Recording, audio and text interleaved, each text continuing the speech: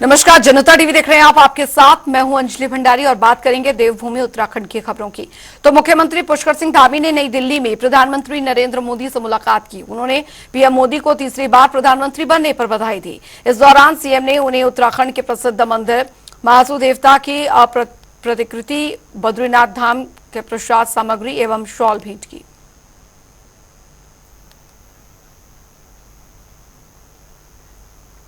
रुक करेंगे। इस बीच आ रही एक बड़ी खबर की और बड़ी जानकारी आ रही है, वो आपको बता दें। तो बड़ी खबर, बड़ी जानकारी आ रही है, बता दें आपको। दिल्ली के दौरे पर सीएम पुष्कर सिंह धामी। दिल्ली के दौरा बेहद महत्वपूर्ण। यहां पर एम्स में भर्ती वनकर्मियों से मुलाकात की गई है जो घायल हुए थे। सीएम धामी ने वनकर्मियों का हालचाल जाना है।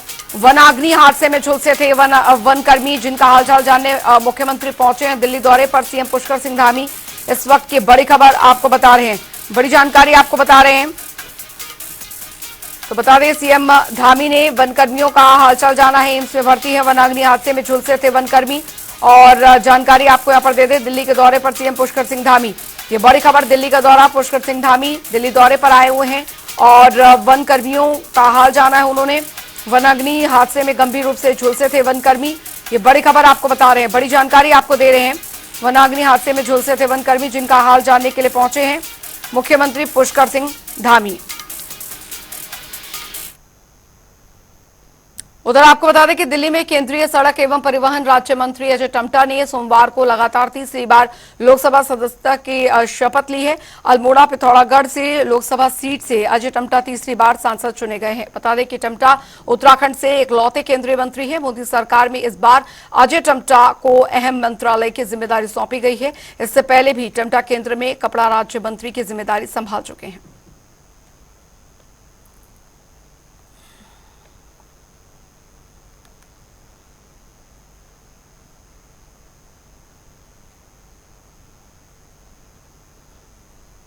मैं अजय टम्टा, जो लोकसभा का सदस्य निर्वाचित हुआ हूं, ईश्वर की शपथ लेता हूं कि मैं विधि द्वारा स्थापित भारत के संविधान के प्रति सच्ची श्रद्धा और निष्ठा रखूंगा। मैं भारत की प्रभुता और अखंडता अक्षुण्ण रखूंगा तथा जिस पद को मैं ग्रहण करने वाला हूं, उसके कर्तव्यों का श्रद्धापूर्वक निर्वहन करूंगा। उधर 2 दिन तक बद्रीनाथ विधानसभा में प्रवास कर रहे प्रदेश अध्यक्ष महेंद्र भट्ट ने दावा किया है कि उपचुनाव में दोनों ही सीटों पर बीजेपी प्रत्याशी भारी बहुमत से जीत दर्ज करेंगे। उन्होंने कहा कि दोनों ही सीटों पर पार्टी के कार्यकर्ता जुट गए हैं और 26 जुलाई के बाद स्टार प्रचारक भी इन दोनों सीटों पर प्रचार करने पहुंचेंगे।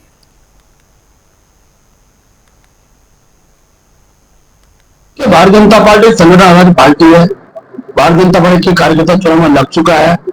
कुछ बातें बीच में निकल कर हमने उनके समाधान को आगे बढ़ाई है। हमारा हर कार्यकर्ता चुनाव में लग गया और एक अच्छी टीम पूरे विधानसभा क्षेत्र में काम करी, चाहे मंगलोर हो चाहे बद्रीनाथ विधानसभा हो। दोनों से हमारे कार्यकर्ता लगे और मैं विश्वासपूर्वक कह सकता हूँ दोनों सीटें भारतीय जनता पार्टी अपने पाले में लाएगी, अच्छे मतों को जीतेगी। उधर कैबिनेट मंत्री सतपाल महाराज ने 18,000 फीट की ऊंचाई पर ओल्ड लिपुलेख पहुंचकर चीन में स्थित कैलाश पर्वत के दर्शन किए और यहां कहा कि कैलाश दर्शन के लिए चीन जाने की जरूरत नहीं है, अब भारत से ही दर्शन किए जा सकते हैं। आपको बता दें, सतपाल महाराज इस ऊंचाई पर पहुंचने वाले पहले मंत्री हैं। वहीं कैलाश दर्शन में सतपाल महाराज के साथ उनकी धर्मपत्नी और पूर्व कैबिनेट मंत्री अमृता रावत भी मौजूद रहीं।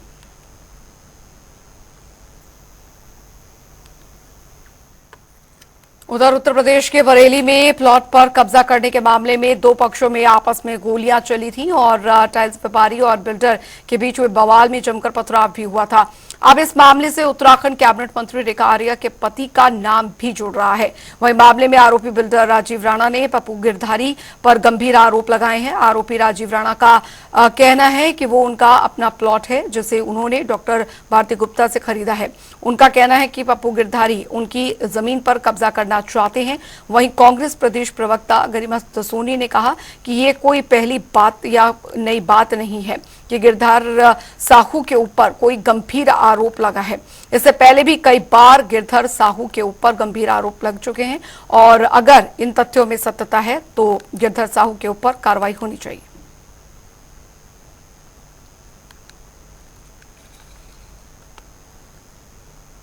नहीं है कि गिरधर साहू पर कोई बड़ा आरोप लगा हो। कुछ दिनों पहले आपको याद होगा कि योगी सरकार ने उनके खिलाफ एनबीडब्ल्यू भी जारी किया था, लेकिन जैसे ही उत्तर प्रदेश की भाजपा सरकार को पता चला कि उत्तराखंड भाजपा सरकार में गिरधर साहू की धर्मपत्नी मंत्री हैं, तो वो पूरा मैटर दबा दिया गया और अंडर द कारपेट पुश कर दिया गया।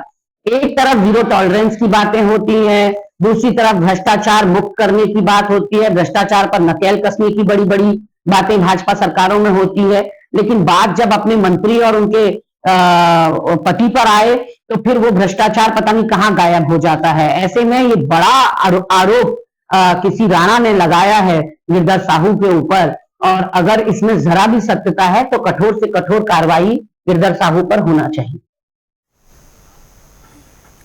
उधर मुख्यमंत्री ने प्रदेश के विकास खंडवार हाई स्कूल और 7 इंटरमीडिएट के टॉपर 5 छात्र छात्राओं को भारत दर्शन शैक्षिक भ्रमण कार्यक्रम में सम्मिलित किए जाने की स्वीकृति प्रदान की है। पहले ये संख्या विकास खंडवार 2 छात्र छात्राओं की थी। बता दें कि 10वीं और 12वीं के टॉपर्स को हर साल मौका मिलेगा।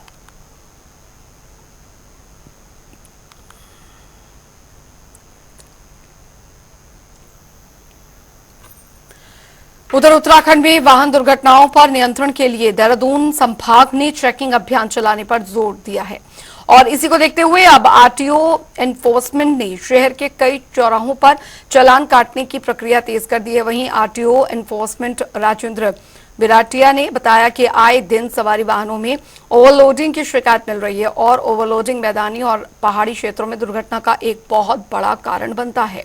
साथ ही साथ कई लोग दोपहिया वाहन चलाते हुए हेलमेट का प्रयोग भी नहीं करते। 2 तरीके से काम कर रहा है। पहला काम तो हम प्रवर्तन कार्यवाही के माध्यम से करते हैं और दूसरा बहुत इंपॉर्टेंट काम जो हमें सौंपा गया है वो है रोड सेफ्टी का। तो परिवहन विभाग एक और तरह से चालानी कार्रवाई करता है। दूसरा आजकल जो है जनता को जागरूक करने का काम भी परिवहन विभाग कर रहा है, जिसमें जो है परिवहन विभाग के द्वारा जो है पिछले वित्तीय वर्ष में जो है लगभग 21,000 के आसपास चालान किए गए होंगे और साथ साथ हमने जो है इसमें 450 के आसपास वाहन भी बंद किए हैं। दूसरी ओर हम लोग इस रोड सेफ्टी के माध्यम से जो है जनता को जो भी चालान की कार्रवाई करते हैं उसके साथ आम जनता को जागरूक भी करते हैं कि वो अपने जो भी ऑफेंस करते हैं तो उनको जो है दोहराए ना। तो इसके लिए हम प्रॉपर काउंसलिंग करते हैं, उनको रोड सेफ्टी की जो है कई बार जो है वर्कशॉप लगाते हैं। उधर राजधानी देहरादून में आपको बता दें कि एनजीटी के आदेश के बाद मलिन बस्तियों में अतिक्रमण पर एक बार फिर से कार्रवाई शुरू हुई है और शहर के कई क्षेत्रों में अवैध रूप से बस्तियों का विस्तार कर सैकड़ों नए भवन बनाए गए हैं। बता दें कि साल 2016 के बाद किए गए निर्माण नियमानुसार अवैध करार दिए गए और इन्हीं भवनों को नगर निगम, एमडीए प्रशासन और जिला प्रशासन की संयुक्त कार्रवाई में तोड़ा जा रहा है। 9 बजे पहुँच गए थे यहाँ पर हमारे प्रदेश अध्यक्ष जी द्वारा यहाँ से सभी को फोन गया हुआ था कि सब लोग मौके पर वहाँ पर जहाँ पर ये अतिक्रमण हटाने की बात हो रही है वहाँ पर हम लोग सभी वहाँ पर पहुँचेंगे उनको। तो चूँकि हमारे मसूरी विधानसभा का क्षेत्र था काठगुंडला और रायपुर के उसके नदी के उस पर रायपुर विधानसभा भी पड़ता है, लेकिन दोनों जगह के क्षेत्रीय न वहाँ के विधायक मौजूद थे और न वहाँ के जनप्रतिनिधि। और हम लोग वहाँ पर हम लोग का कहना का तात्पर्य ये है कि अगर वो क्षेत्र अवैध था तो वहाँ पर रोड क्यों बनवाया गया, क्यों पानी बिजली का कनेक्शन दिया गया, क्योंकि विकास कार्य हम लोग पूर्ववर्ती सरकार ने भी वहाँ पर विकास कार्य कराया हम लोगों के माध्यम से वहाँ पर विकास कार्य। तो उसी समय टेक्निकली जो क्षेत्र जो संबंधित विभाग के लोग थे उन लोगों को उस समय हम लोगों को मना कर देना चाहिए था कि यहाँ पर विकास कार्य नहीं होगा क्योंकि ये बाद में टूट सकता है। उधर पिछले कुछ दिनों से पहले आपको बता दें कि गांधी शताब्दी नेत्र चिकित्सालय में उत्तराखंड नर्सेस सर्विस एसोसिएशन के द्वितीय वार्षिक अधिवेशन का नामांकन और चुनाव विभिन्न पदों के लिए संपन्न हुआ, जिसमें कि भारतीय जुयाल अध्यक्ष पद पर निर्वाचित हुई। तो वहीं आपको बता दें कि अलवीना मैथ्यू प्रदेश महामंत्री के पद पर निर्वाचित हुई। आपको बता दें कि आगामी 30 जून को कार्यकारिणी की ओर से शपथ ग्रहण किया जाएगा और वहीं प्रदेश महामंत्री अलवीना मैथ्यू ने कहा कि इस पद पर आने के बाद उत्तराखंड के जितने भी नर्स हैं उनकी परेशानियों को सुना जाएगा और उनके निवारण का काम किया जाएगा।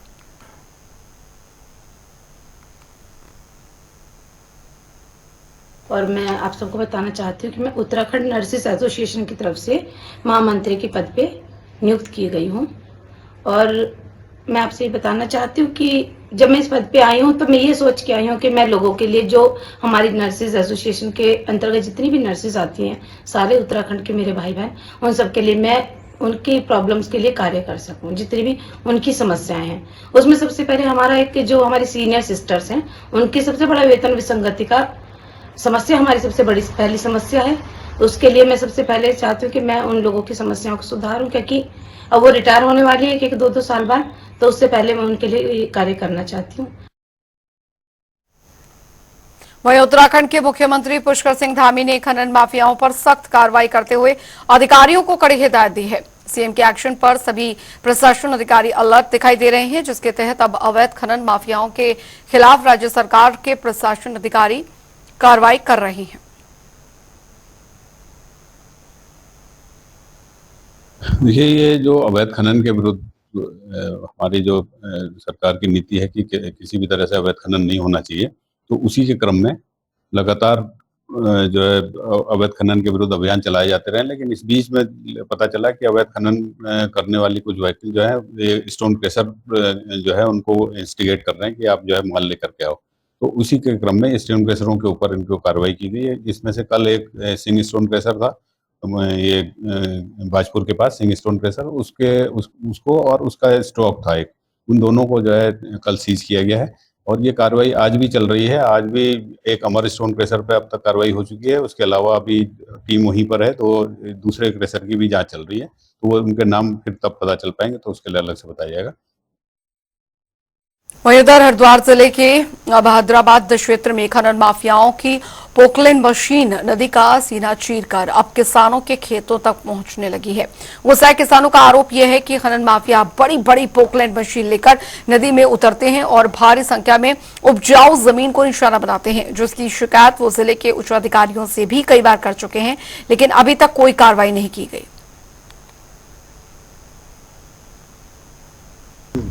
पूरा मामला तो ये हो जी, ये जबरदस्ती खनन उठा रहे हैं यहाँ से, और हमें बाग का भी खतरा हो रहा है इसका सारा। जब यहाँ से मिट्टी उठ जाएगी, बजरी उठ जाएगी, तो हमारा बाग भी सफा हो जाएगा यहाँ से, और खेत हमारा गिरा हुआ है। पहला भी बाग गिरा हुआ, बोरिंग भी खड़ा है यहाँ, बोरिंग पर रखा था, बोरिंग भी जुगात हुआ मौजूद, रात दिन चल रहा है।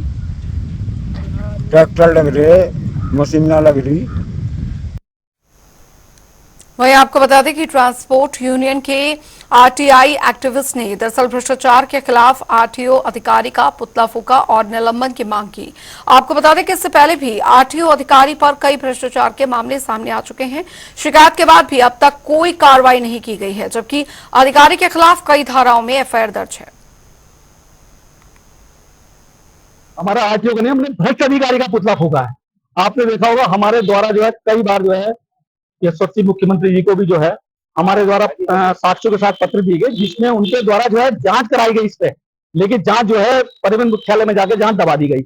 अभी आपने देखा होगा एक अभी गंभीर धाराओं में इनके खिलाफ मुकदमा दर्ज हुआ है। जिस अधिकारी के खिलाफ गंभीर धाराओं में मुकदमा दर्ज हुआ है, क्या उसको प्रदेश के अंदर अपनी सीट पर रहने का अधिकार है? पद पे हमारा यह है कि इस भ्रष्ट अधिकारी को हटाया जाए, और कहीं ना कहीं इस आपने देखा होगा ट्रांसपोर्ट में और इस समय सब नुकसान की झेल रहे हैं, और ये अधिकारी जो अपनी मनमानी कर रहा है।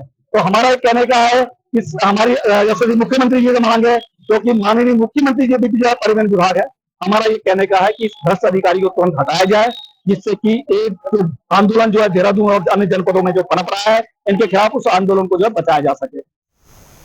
उधर नैनीताल में एचएमटी फैक्ट्री के पास के जंगलों में बाघ देखे जाने से हड़कंप मच गया है, जिसके बाद से इलाके में दहशत का माहौल है। बाघ का वीडियो तेजी से सोशल मीडिया पर वायरल हो रहा है। ग्रामीणों की सूचना के बाद अब वन विभाग की टीम जांच में जुटी है।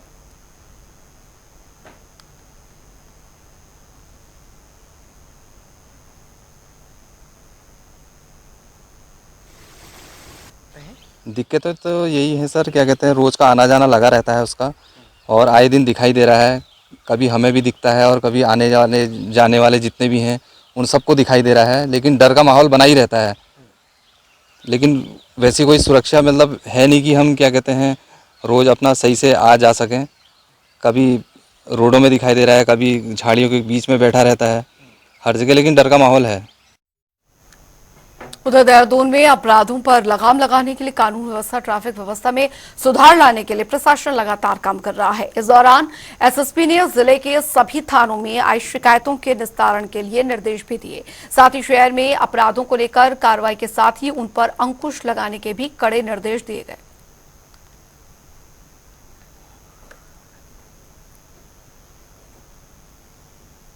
चलिए देवभूमि उत्तराखंड की खबरों में अभी के लिए फिलहाल इतना ही। वक्त एक छोटे से ब्रेक का।